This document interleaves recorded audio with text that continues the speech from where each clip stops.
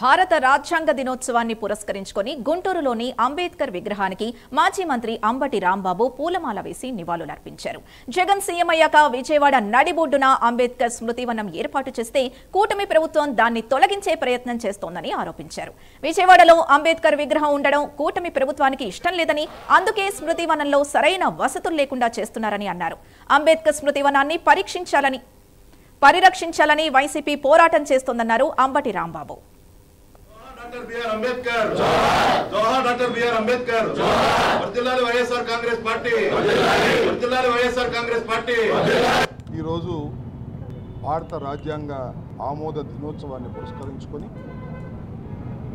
రాజ్యాంగాన్ని సృష్టించినటువంటి బాబాసాహెబ్ అంబేద్కర్ గారిని గౌరవించుకుంటూ మన భారతదేశం ఒక చక్కని రాజ్యాంగాన్ని ప్రసాదించినటువంటి అంబేద్కర్ గారికి ఈరోజు అత్యంత గౌరవాన్ని ఇచ్చేటటువంటి కార్యక్రమం. దేశంలో ఉన్నటువంటి అందరూ కూడా రాజకీయాలకు అతీతంగా వారికి గౌరవాన్ని అందజేస్తున్నారు. ఆ సందర్భాన్ని పురస్కరించుకొని ఈరోజు గుంటూరులో లార్డ్జ్ సెంటర్లో ఉన్నటువంటి బాబాసాహెబ్ అంబేద్కర్ గారి విగ్రహానికి పూలమాలలు వేయటం జరిగింది. దానితో పాటుగా ఒక విషయాన్ని ఇక్కడ ప్రస్తావన చేయవలసినటువంటి అవసరం ఉన్నది. అదేమిటంటే, ఎప్పుడూ జరగని విధంగా జగన్మోహన్ రెడ్డి గారు రాష్ట్ర ముఖ్యమంత్రి అయిన తర్వాత విజయవాడ నడిబొడ్డులో బాబాసాహెబ్ అంబేద్కర్ గారి స్మృతివనాన్ని చాలా వ్యయ ప్రయాసాలతో నిర్మించి ప్రారంభించడం జరిగింది.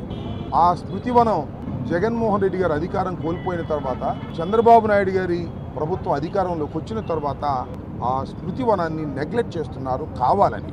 ఆ స్మృతివనం మీద దాడి కూడా చేశారు. దాడి చేసి ఒక భాగాన్ని డిస్టర్బ్ చేశారు. ఆ భాగం ఏంటంటే, ఈ స్మృతివనాన్ని బిఆర్ అంబేద్కర్ విగ్రహాన్ని ఆవిష్కరించిన ఆవిష్కర్త ఆనాటి ముఖ్యమంత్రి జగన్మోహన్ రెడ్డి గారు అని ఉన్న చోట దాన్ని దాడి చేసి పీకేశారు. ఇంత ఘోరమైన చర్య నేను ప్రత్యేకంగా మీకు చెప్పవలసిన అవసరం లేదు.